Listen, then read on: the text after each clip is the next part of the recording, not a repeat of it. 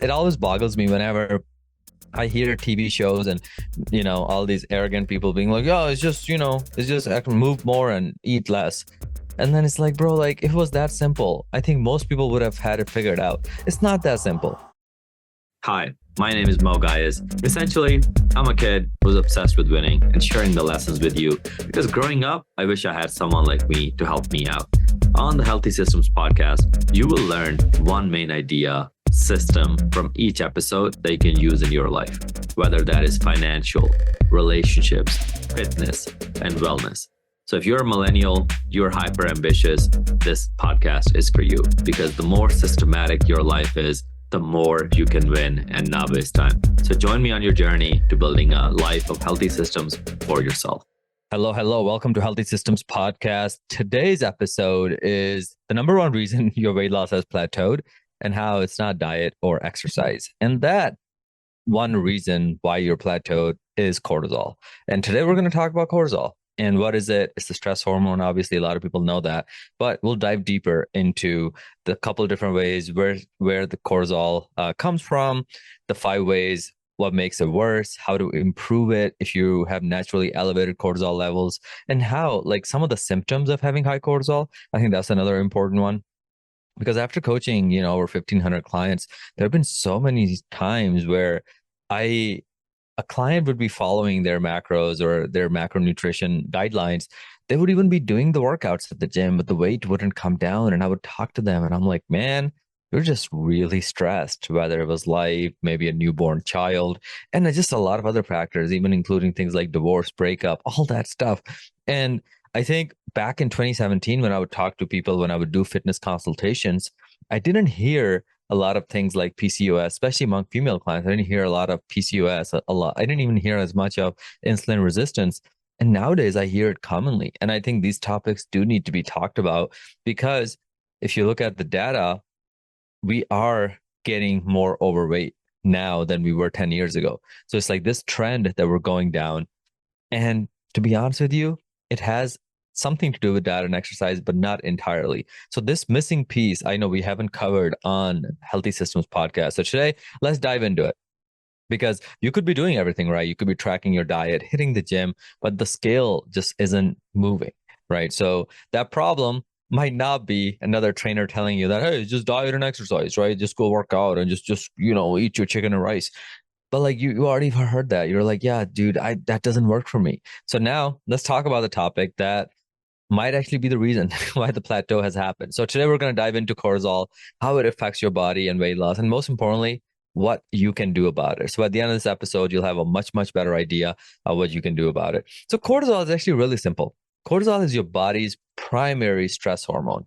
It's released by the adrenal glands, and the adrenal glands, they sit right above our kidneys. Okay. So if you can picture your kidneys, lower abdomen, that's where they're at.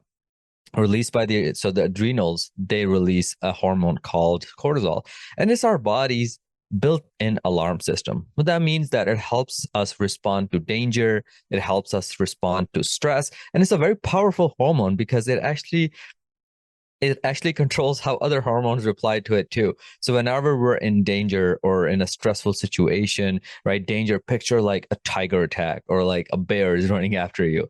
That's when your body actually manipulates our blood sugar levels and our metabolism. It puts it into high gear to like really escape the danger. That's how like human evolution has evolved over the years. But now we live in much more stable societies. We don't have to face those saber-toothed tigers at all.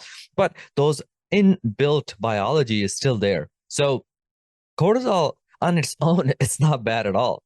Actually, it helps regulate blood sugar, it controls inflammation, and even supports our metabolism.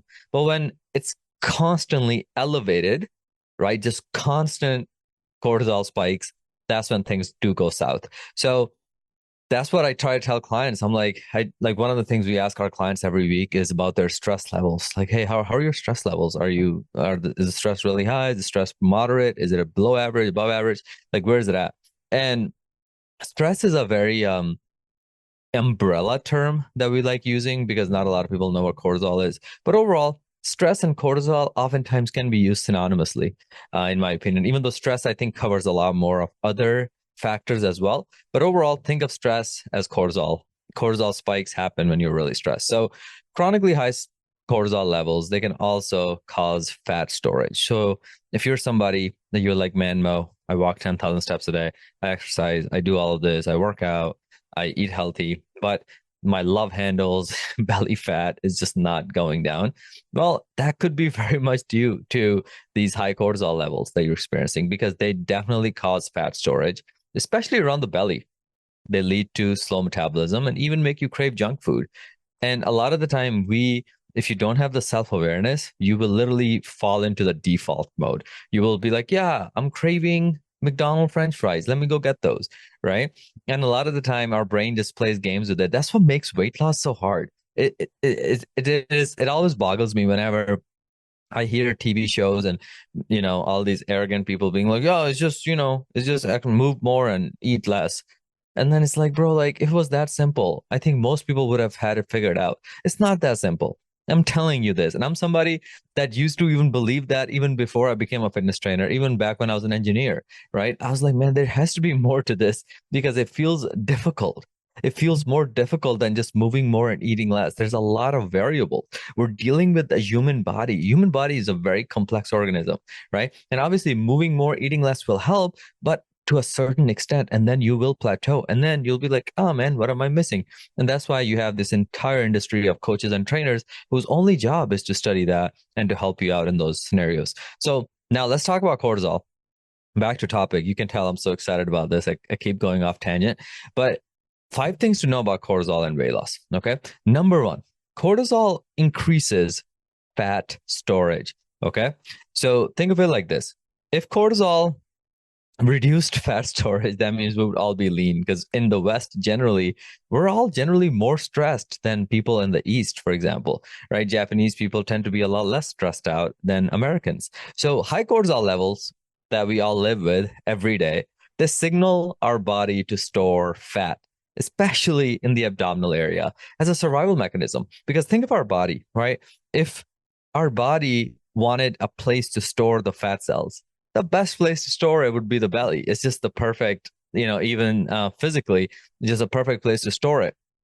So our body just literally uses abdominal area to store fat as a survival mechanism. And that's literally what a lot of people experience. If you look at them, you're like, man, why is this person like this? Every time I see them, they just keep gaining fat. And if you have ever had a friend go through a breakup or a tough breakup, or think of like one of your uncles go through a divorce, man, you see them gain weight fast after that, right? So obviously stress, and then that stress leads to overeating, and that overeating, their body's already predisposed to storing that extra calories as fat in the abdominal area.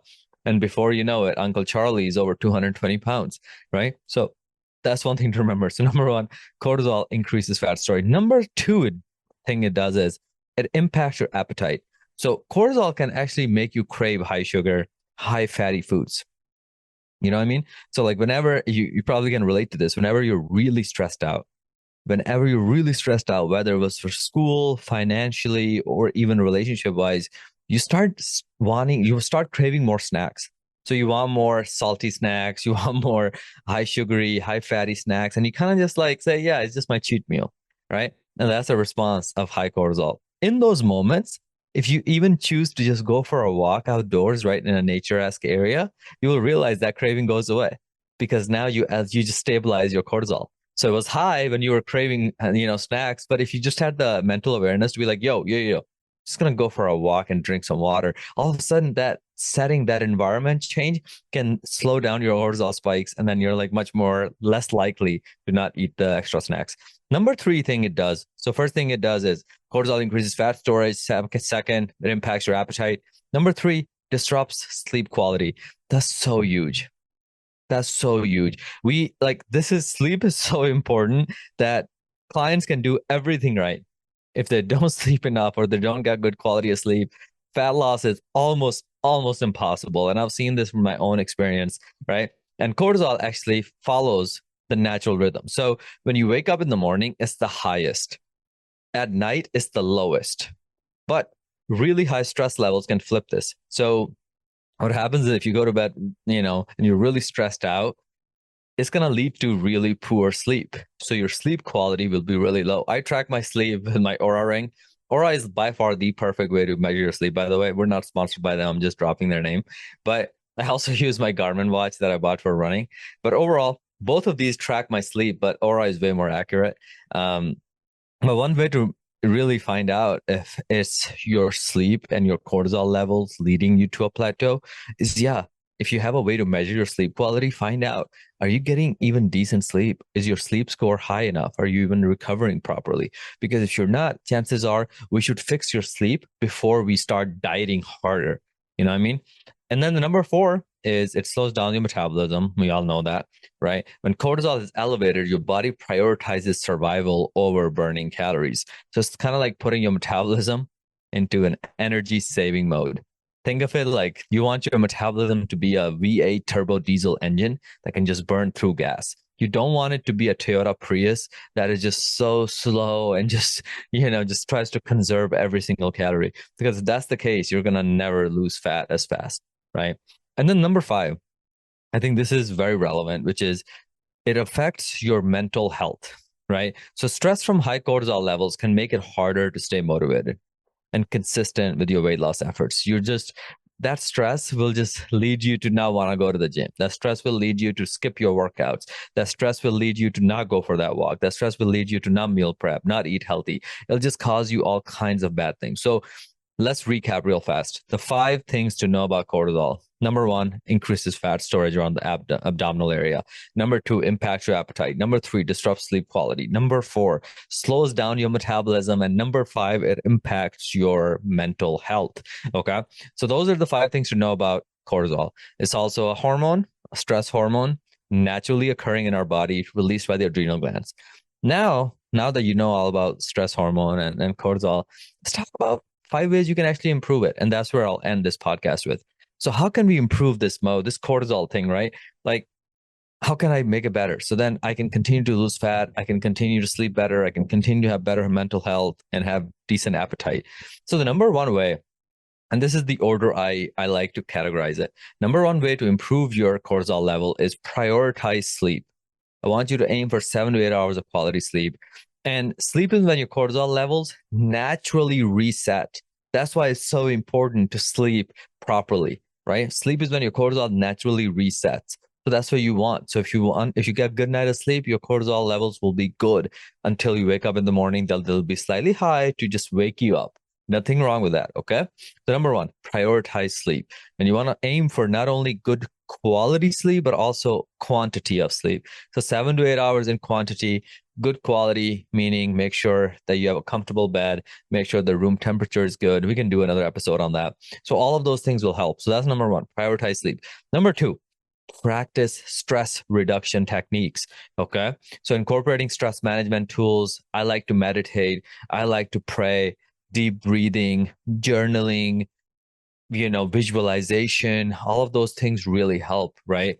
And please cut out the news. I did my last podcast episode on that. The news is probably driving your cortisol levels nuts because they just put all the propaganda and all the negative news happening all around the world. And their job is to make other people's problems your problems. So if your cortisol levels are high because of what's happening on the other side of the planet, then you're not doing yourself a service. Okay. Obviously, stay aware, stay awake, like with everything happening in the world, be like, have the awareness, but at the same time, don't let it just take up all your time, because then if it's doing that, it's also taking up all your mind, and that's bad. Okay. So that's number two. Number three, stay active. Like even now, as I'm recording this podcast, I'm walking because this is my first meeting of the day and first recording of the day. And I just like it when I'm walking. I just notice I'm more awake. I'm more alert. I'm able to just articulate myself better. So moderate exercise, it will help you regulate your cortisol. But remember, too much training, overtraining can also spike it. I don't think any of you would be overtraining, in all honesty, because a lot of us, we work from our desks. It's not like we're construction workers and then we're also hitting up the gym for 2 hours every night. That's probably like not even 1% of my audience. So a lot of you, I think, don't really struggle with overtraining. We do struggle with undertraining, right? A lot of us don't get enough exercise in. We spend very sedentary lifestyles. We're working from our desks. We have corporate jobs, or we run our own businesses from home, all of that stuff. So, include restorative activities like yoga, walking, etc. And then number 5 way to improve your cortisol levels is eat for hormonal balance. Okay. Please avoid crash diets, avoid the fad diets, focus on balanced meals with good protein, healthy fats, complex carbs to really stabilize your blood sugar and cortisol. Because if you're always eating junk, if you're always doing crash diets, your body's internal stress levels will be through the roof because it's not getting what it needs to get. And then the last one is avoid dehydration and supplement wisely. Okay, so drink plenty of water. Okay, so stay hydrated and use supplements that are good for you. So, like for example, I'm in Michigan, and for the last 10 days, I don't think we've seen this in November, end of November now. I don't think we've seen any sunlight. So I can't control the sunshine, but what I can control is taking vitamin D supplements. Okay, so vitamin D, zinc, whatever supplement that multivitamins are great. Fish oils are good. Any of those supplements. Supplementing your diet is always good. So dehydration can also increase cortisol. So please keep your water bottle around you. Drink plenty of water. It's definitely going to help you. Ashwagandha is a good one for stress as well. And if you're having trouble sleeping at night, add some magnesium. I don't know if I have my magnesium. Magnesium glycinate is great. You can get it from Amazon. You don't have to go to any fancy website. But overall, magnesium glycinate is great.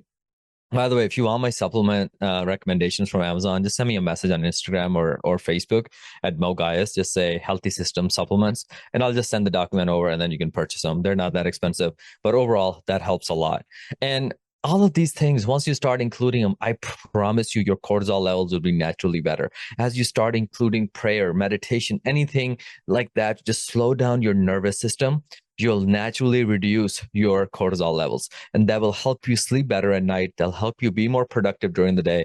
Moderate exercise will also do wonders for you. And all of these things, having a good balanced protein diet, or not even protein diet, good balanced meal, not even just only protein. I'm all for vegetables. I'm all for good complex carbs. Having a good balanced meal will help with all of that. And as you do this day in and day out, I promise you, within a couple of weeks, you'll notice a massive difference in your body. A lot of the time when we work with clients, even before we've lost a pound, clients already start to feel better. They tell us, oh my God, I'm feeling so much better.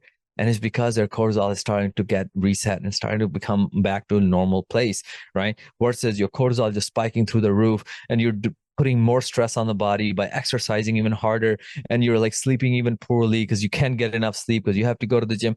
All of those factors will lead you to even higher cortisol levels. So remember all of that, okay? Cortisol might not be the first thing you think of when it comes to weight loss, but it could be the missing piece keeping you stuck. So if this resonates with you, start taking these small steps that I talked about, the 5 ways to improve it, and use it to reduce your stress and prioritize recovery. And if you need my help in building a system that works for you, just reach out. You can reach out to us on Instagram or Facebook. And depending on when you're listening to this, we always have some kind of special going on. Especially right now, we're doing a big one for Black Friday. So just reach out and just say, hey, I came from Healthy Systems and I would like some help, including a more cortisol-friendly system in my lifestyle. And then I would love to help you out. But until next time, I'll see you then. Thank you for listening to the Healthy Systems podcast. I really appreciate you for tuning in today. Now, here are 2 ways I can help you for free. One, you can join our free Facebook community by just going to this link, bit.ly/Titan Facebook group. Just type that into your browser and then answer 2 questions, and then we'll let you into our Facebook community where you'll meet other people, as well as we have a lot of free resources in terms of meal plans, workouts, all kinds of stuff in there. Second way I can help you for free is if you follow me on Instagram at Mo Gaius, MOE, as in George, H as in horse, I as in India, A as in apple, S as in Sam. Follow me there and then shoot me a message with the word Healthy Systems, and then I'll be sure to send you a free gift. Other than that, keep listening in, and I really appreciate you.